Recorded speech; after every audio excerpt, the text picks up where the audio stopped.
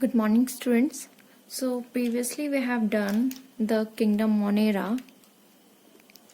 Now we're going to learn about this kingdom Protista.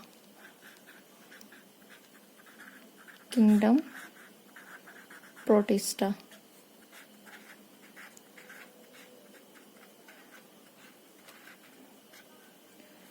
So from the starting, that what or this Protista word was discovered by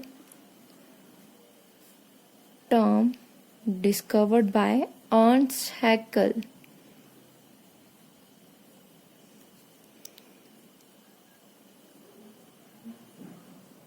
Ernst Haeckel.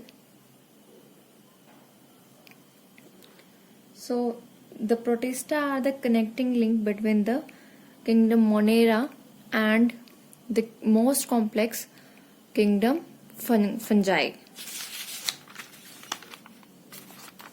So connecting link है Monera जो है वो सबसे simplest है और उसके बाद protista है एंड देन फंजाई जो कि कॉम्प्लेक्स जो है ऑर्गेनिज्म है fungi.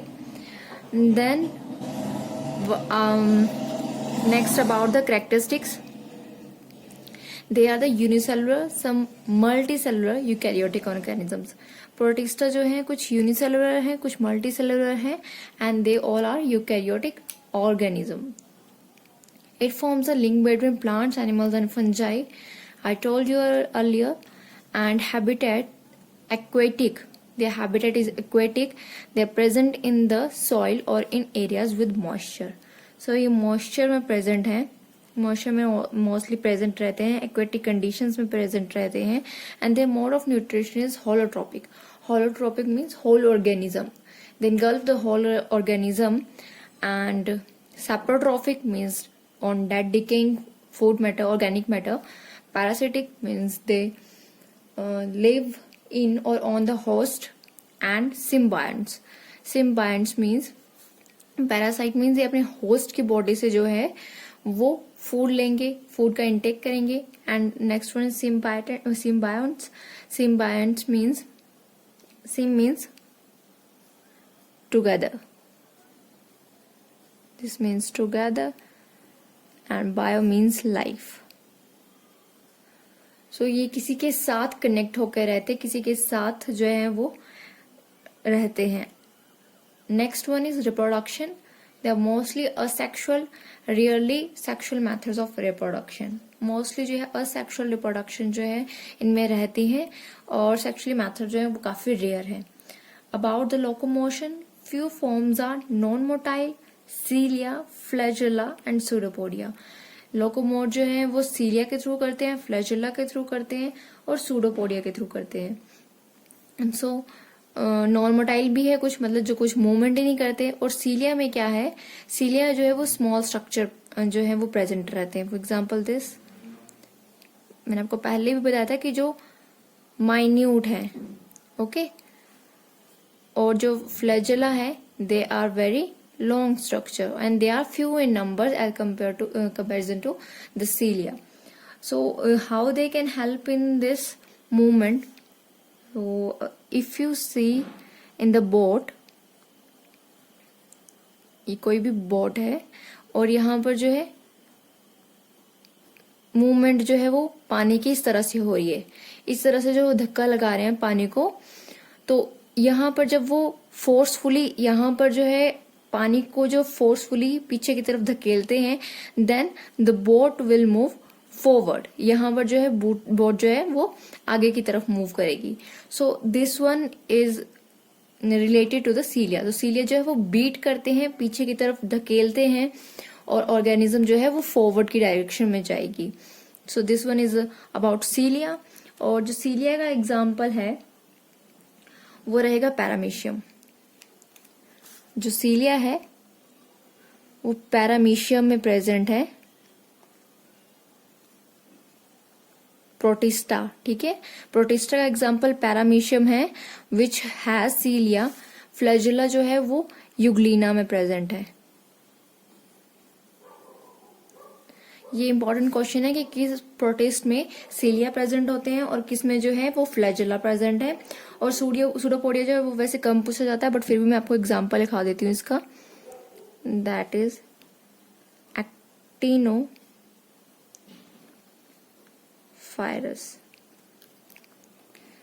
So this one is the example of flagella and this one is of pseudopodia. So next one, kingdom protista includes क्या क्या आते हैं?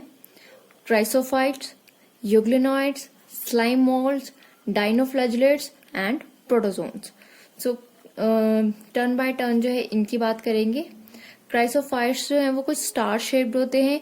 यूग्लिनॉइड्स आपको पता ही है कैसे स्ट्रक्चर है। स्लाइम मोल्ड्स सम स्लाइमी ऑर्गेनिजम्स और फंजाई की तरह जो है वो मोस्टली देखने में लगते हैं। Dinoflagellates they have two flagella like structure and some of protozoan, जो भी मलेरियल पैरासाइट्स हैं, ये कोई भी पैरासाइट्स हैं वो सारे प्रोटोजोन्स के अंदर आते हैं। So one by one we are going to discuss. सबसे फर्स्ट जो है वो है क्राइसोफाइट्स।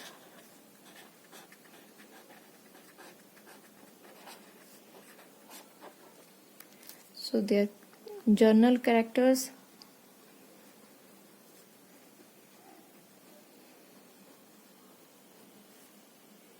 प्रोटिस्टा की बात कर रहे हैं हम।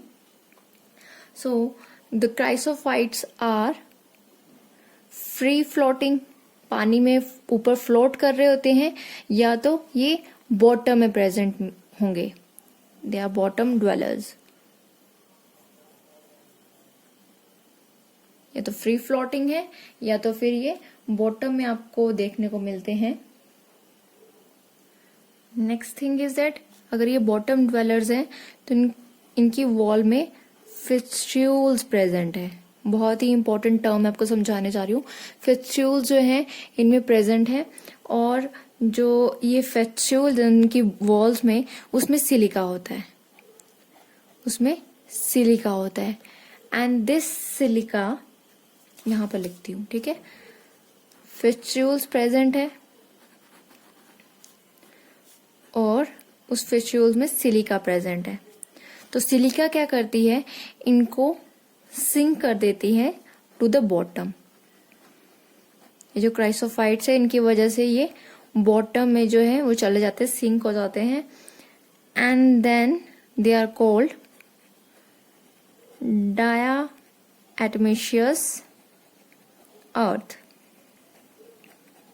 जब ये सिंक में बॉटम में चले जाते हैं तो इनको डायटमेशियस अर्थ बोलते हैं।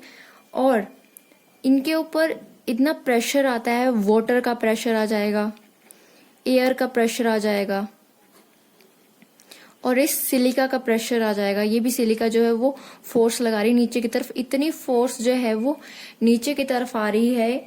तो ये क्या करते हैं, it changes into petroleum. Very very important question. It changes into petroleum. Okay, frustules या सिलिका जो है इनमें प्रेजेंट होती है, that's why they sink to the bottom. Then they are diatomaceous earth and due to the presence of this silica it force it and the force from water and air applies to this, which then causes it to form petroleum. This one is very very important. So chrysophytes जो है वो 2 types के होते हैं।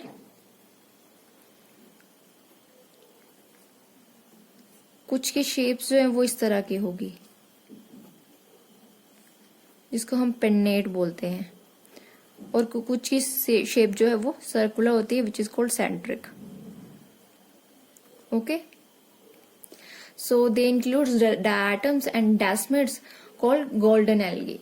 It is called golden algae and habitat is aquatic, freshwater and marine. They are microscopic. Most of them are phytoplanktons because ये water में ही रहते हैं mostly. And cell wall, destructible cell wall due to the presence of silica. Indestructible cell wall, sorry. इनकी cell wall उसमें silica present है जिसको कभी भी जो है डिस्ट्रक्टिबल नहीं है जो इन नेचर, इनडिस्ट्रक्टिबल है, तोड़ा नहीं जा सकता जिसको, इतनी हार्ड जो है इनकी सेल वॉल होती है। And next thing is that if I told you that they are golden algae, so इनमें pigments present है, इनमें जो है कुछ pigments होते हैं, that is chlorophyll A and chlorophyll C. Very very important, जो भी मैं ब्लैक पेन से अभी लिख रही हूँ काफी ज्यादा इंपॉर्टेंट है. ओके ये भी जो पेट्रोलियम वाला बताया ये भी काफी इंपॉर्टेंट है, पूछते हैं क्वेश्चन आता है. 2 टाइप्स के पेन्नेट और सेंट्रिक है. पिगमेंट प्रेजेंट है chlorophyll A and C and their reserve food material is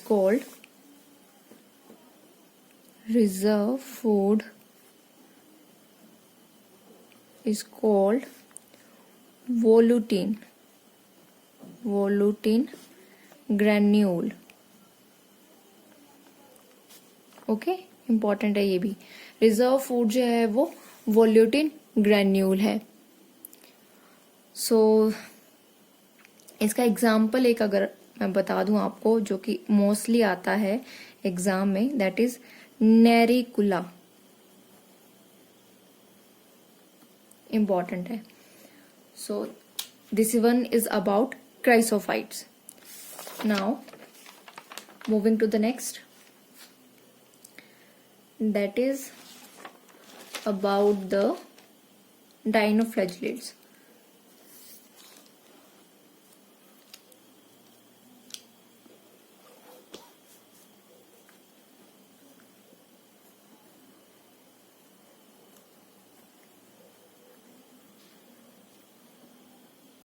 Sorry, so this is not dinoflagellates, they are diatoms in the chrysophytes. So their cell wall makes 2 thin overlapping shells which fit like a soap box. ये soap box की तरह होते हैं और एक दूसरे के ऊपर जो है वो फिट हो जाते हैं. And their diatomaceous earth is deposit of the cell wall that gets accumulated. So diatomaceous earth आप समझ ही गए होंगे कि क्या है, मैंने आपको बता दिया था कि जिसकी वजह से वो पेट्रोलियम जो है वो बना रहे हैं. So which is the deposit of the cell wall that gets accumulated. उनकी वॉल में सिलिका प्रेजेंट होता है. It is used in polishing, filtration of oils and syrups. So इनके पास बहुत मतलब जो डायटम्स हैं उनमें बहुत सारे पोर्स होते हैं, बहुत सारे जो है पोर्स प्रेजेंट है like this. So they are used in filtration and they are abrasive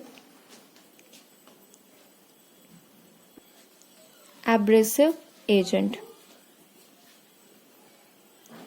So they are abrasive agent, that's why they are act as polishing की तरह ये काम करेंगे. Okay next one is filtration.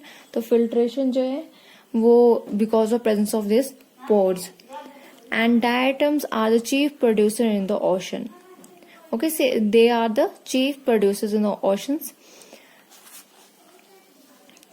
Next one is about dinoflagellates. Now the term is for dinoflagellates.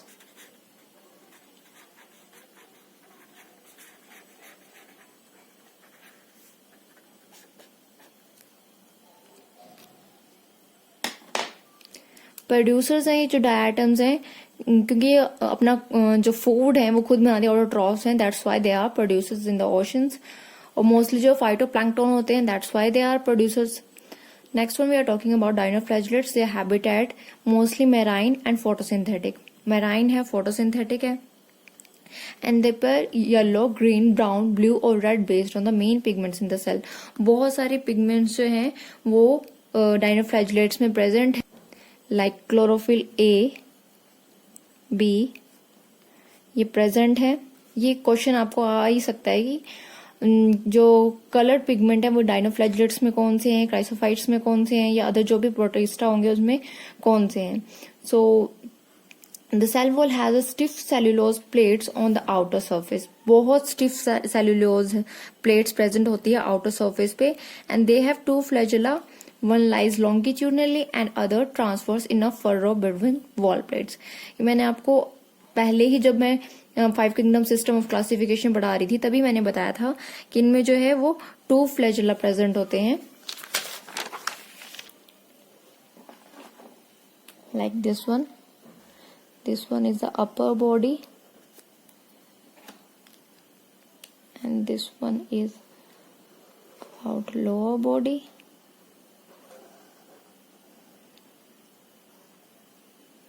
So इनका जो flagella है वो di flagellates है, means dinoflagellate, di number of flagella is present. और वन फ्लैजुला जो है यहां से घूम के जो है इस तरफ से घूम के जो वो इस साइड को आ रहा है. So one is transverse, one lies longitudinally and other transverse. तो जो ये वाला पार्ट है लॉन्गिट्यूडनली और ये ट्रांसवर्स जो है वो फ्लैजुला लाई कर रहा है. नेक्स्ट थिंग इज दैट जो इसकी आउटर कवरिंग है इसको थीका बोलते हैं. Very very important, theca. और जो ये ट्रांसफर सेक्शन है इसका, ये जो ट्रांसफर सेक्शन है this is called cingulum. Cingulum. And this longitudinal part is called sulcus. Theca is the outer covering of this dinoflagellates. It is very very strong और इसको जो है आर्मर भी बोलते हैं. जो डाइनोफ्लैजेलेट्स उनको आर्मर भी बोलते हैं. मींस लाइक जो आर्मी जो टैंक होते हैं टर्टल या फिर जो कवर ऑफ टर्टल है उसकी तरह जो इनका शेल है जो आउटर कवरिंग है वो बहुत ज्यादा हार्ड होती है. And why it is hard because जो पहले कंडीशन थी जब ये सर्वाइव करते थे तो जो कंडीशंस है वो काफी अनफेवरेबल होती थी. So that's why their shell is very hard called armour and they are very strong in nature and they multiply rapidly and toxin released by such large number can kill other marine animals such as fishes. So ये जो है बहुत जल्दी multiply कर लेते हैं और toxin release करते हैं by such large number and can kill other marine animals. One important thing is that they cause red tides. अभी red tides क्या है आपको बताती हूँ. फॉर एग्जाम्पल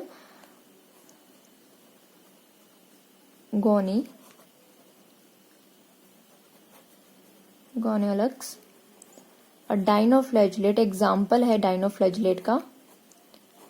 एक एग्जाम्पल है डाइनोफ्लैजेलेट का that contains gonyaulax that contains a reddish brown pigment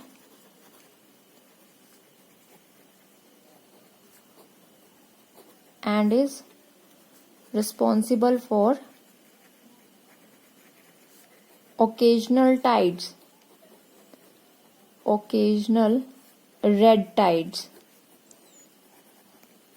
For example, इनको किसी फिश ने खा लिया, कोई भी मराइन फिश है, ये शेल फिश है, उन्होंने इनको ईट कर लिया and then they die and they are eaten by the man. Okay, so this is called biomagnification. Red tide क्या है कि जब ये जो है एनिमल्स जब ये मल्टीप्लाई करेंगे रैपिडली और लार्ज नंबर फॉर्म करेंगे, अपना एल्गल ब्लूम बना देंगे, then they are eaten by this, then this is called red tide. बहुत सारे नंबर्स में जो है ये इस कलर में जो है रेड कलर में जो है बहुत सारे नंबर में ओशन के ऊपर अपेयर हो जाएंगे which is called red tide. और this was eaten by shellfish, तो शेलफिश जो है वो मर गई और this was eaten by the man and causes various disease in man also.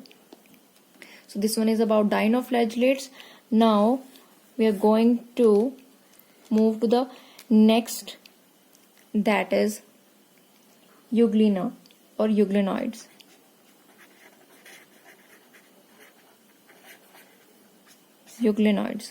So euglenoids mainly मैं इसका एग्जाम्पल देना भूल गया आपको. एक तो मैंने गोनियोलक्स का दे दिया डाइनोफ्लैजेलेट में एग्जाम्पल, और एक और एग्जाम्पल है जो कि बहुत इंपॉर्टेंट है दैट इज पीएसपी. पीएसपी बहुत ज्यादा इंपॉर्टेंट है. What is this PSP? This is paralytic shell fish poisoning. सो ये जो मैंने आपको शेलफिश का बताया कि ये क्या है, सो पीएसपी जो है वो इस वजह से हो रही है। Okay, so next thing is that, next example is that noctiluca. Noctiluca जो है वो इसका एग्जांपल है डायनोफ्लैजिलेट्स का। इसमें ये जो है बायोल्यूमिनेसेंस कॉज करते हैं, bioluminescence.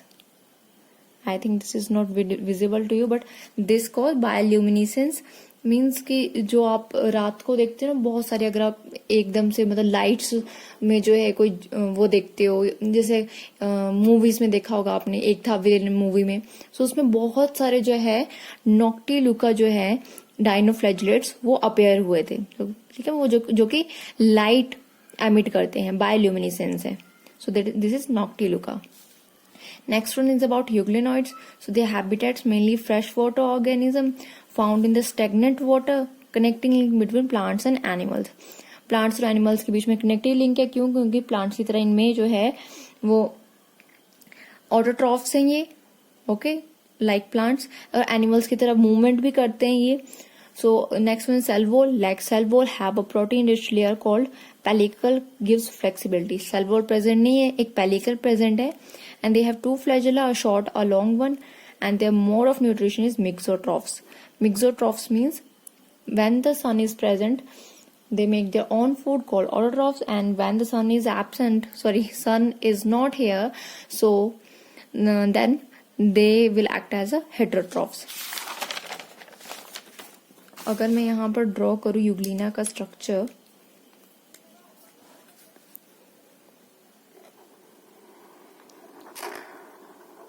So like this,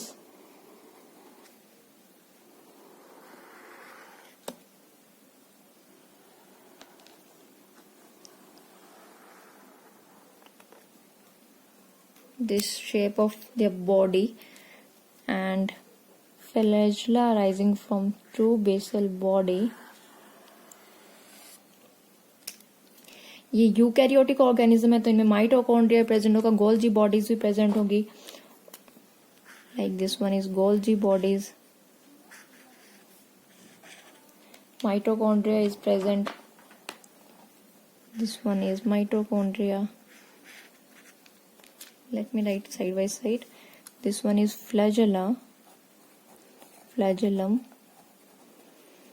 the outer covering is called pellicle, this one is pellicle, so they are mitochondria, they have Golgi bodies,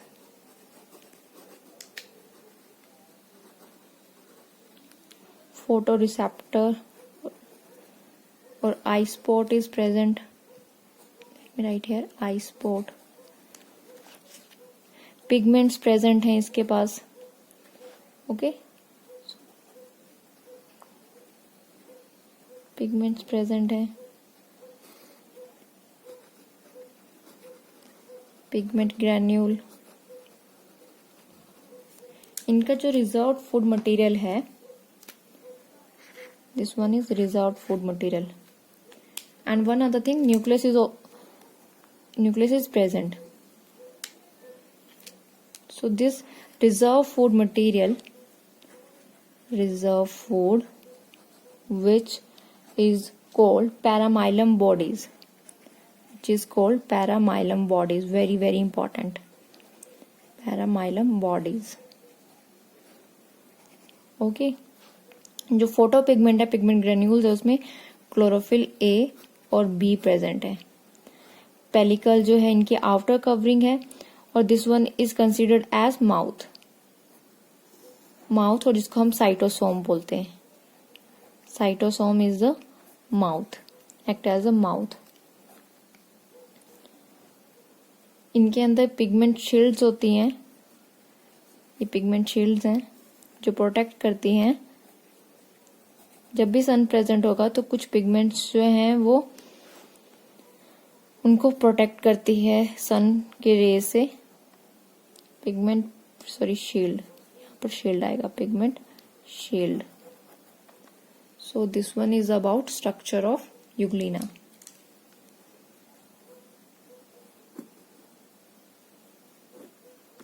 cytoplasm present है. ओके. सो नेक्स्ट वन जो है वो एक हमारा स्लाइम मोल्ड बच गया और प्रोटोजोन बच गया. तो अभी हम सिर्फ स्लाइम मोल्ड्स करेंगे. So slime molds are like fungus-like structure. Their habitat is on decaying vegetations, common on lawns and moist fields, and their mode of nutrition is saprotrophic. Mostly जो है वो dead decaying organic matter पे जो leaves होगी, twigs होगी tree की, उस पर जो है ये eat करती हैं. And then जिनका structure है कुछ इस टाइप का होता है. So this one is the upper or spore and this one is base. So अगर ये जो है एक पूरे ग्रुप में प्रेजेंट है, मतलब बहुत सारी प्रेजेंट है, then this one is called plasmodium. So that is a aggregation of slime molds from under favorable condition. favorable conditions में बहुत सारी इकट्ठी हो जाती हैं. तो जैसे कि मतलब पतझड़ के सीजन में जैसे बहुत सारी लीव्स अगर इकट्ठा करके रख दो किसी भी मॉइस्चर के प्लेस में, तो वहां पर जो है आपको ये स्लाइम मोल्ड देखने को मिलेगी. And there aggregation form is called plasmodium. इतना पूछा नहीं जाता, इतना इंपॉर्टेंट नहीं है.